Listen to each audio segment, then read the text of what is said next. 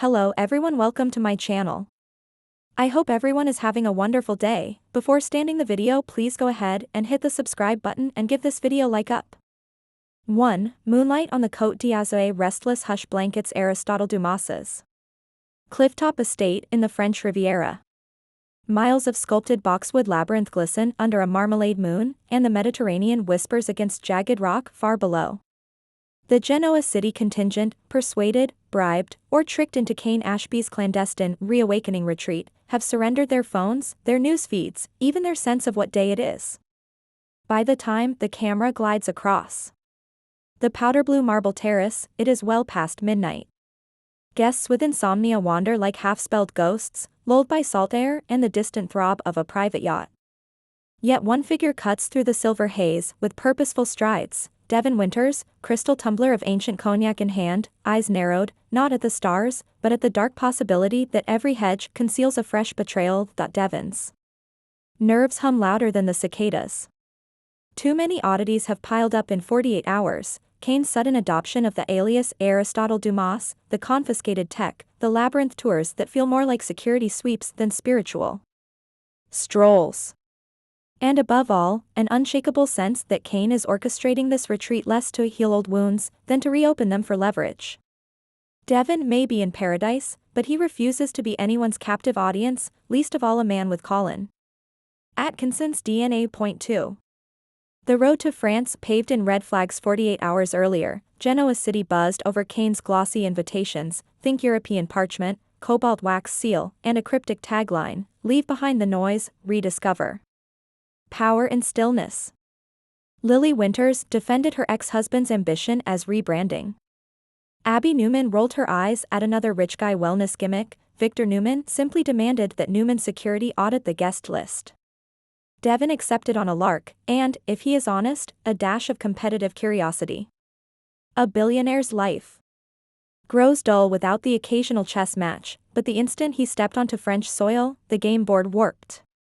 Guests were asked to turn in phones for full immersion. Luggage was screened for your own safety. Estate staff wore lapel pins shaped like white labyrinths, and every spirit-level smile looked pre-programmed. No one dared ask about Cane's children, or Jill's absence, or why Dina's emerald necklace, thought lost in Abu Dhabi, now sparkled on a glass pedestal in the foyer. Instead, they sank into infinity pools, then surfaced dripping with questions nobody risked asking aloud. Point 3.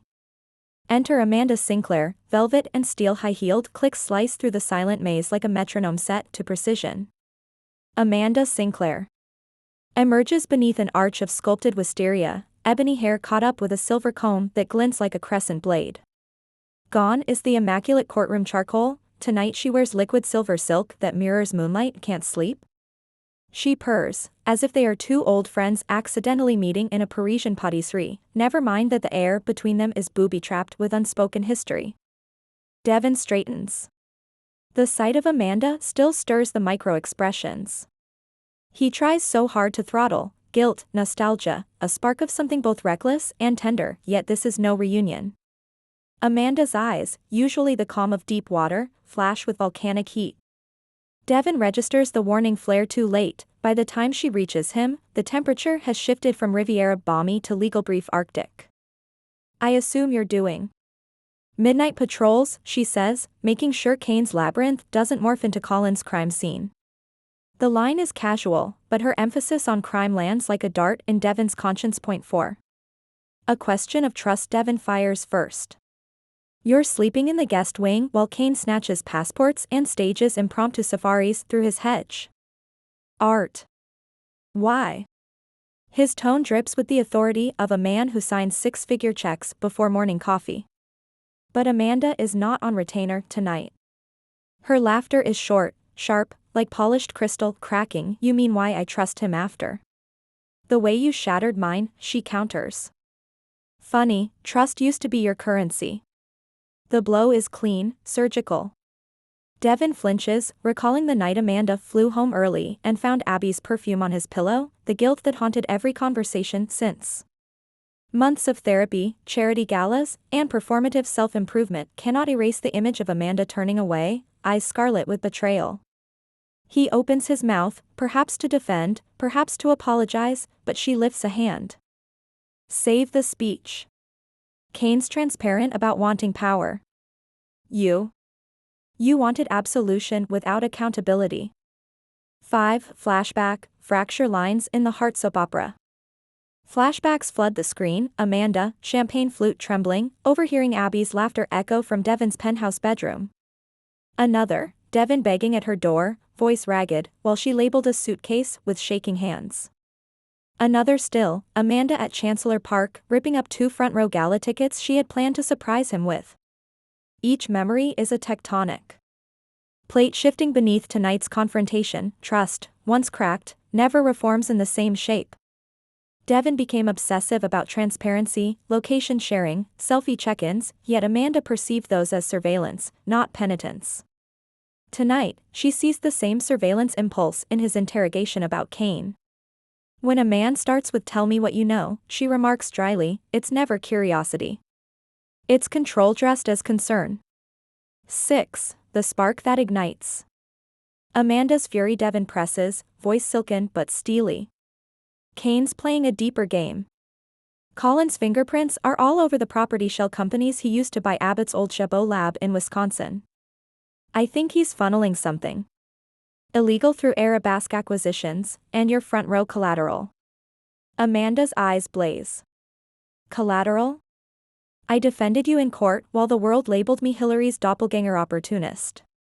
When rumors spread that the twins' attack at Hastings Road was orchestrated by you, I defended there, too. And you dare lecture me on being someone's collateral? Devon realizes Amanda's anger isn't only about Cane. It's the conflagration of every time she defended Devon's empire while he dismantled her sense of security. Her fury tonight is less a spark than a long-banked ember finally finding oxygen. 7. Secret paperwork and whispers of a child. The scene pivots when Devon, unable to help himself, asks the question viewers have speculated about for weeks. Did Cane bankroll those adoption papers I found in your briefcase? Amanda's posture stiffens. The envelope in question, glimpsed on the edge of her desk during a quick cut 2 episodes ago, bore the seal of a boutique agency in Chicago. Rumors online suggest Amanda might be fostering, adopting, or perhaps safeguarding a child linked to Devon's bloodline.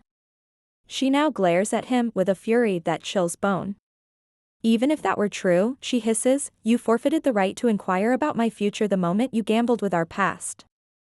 Devon's heart thumps.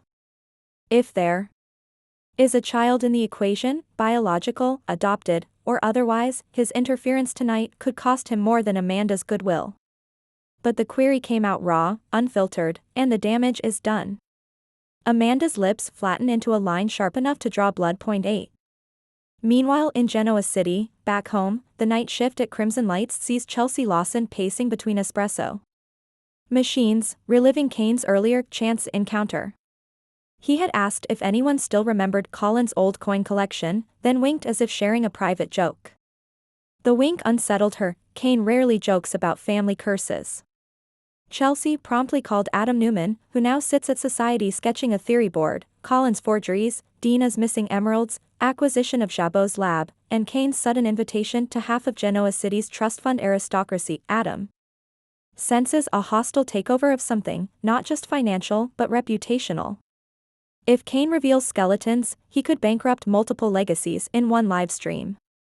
Adam books a red-eye to Nice, just as Phyllis Summers stalks through the Abbott mansion searching for intel to weaponize. Devon's suspicion is not paranoia, the whole town is quietly bracing for impact. 9. Phyllis and the price of leverage. At the Riviera estate, Phyllis has planted a minuscule listening device, really a pearl stud repurposed with a transmitter, beneath the armrest of a chaise in Cane's office. She overhears an aide whisper, Mr. Ashby's stateside agenda is complete, he departs for Wisconsin at dawn. That tidbit gleams in Phyllis's mind like a ruby ripe for pawning. Blackmail, insider tips, stock deals, she sees doors opening. Everywhere, unbeknownst to Amanda and Devon, Phyllis already sold a sliver of intel regarding Dina's necklace provenance to a rival collector. The more chaotic Cane's plan becomes, the higher her windfall.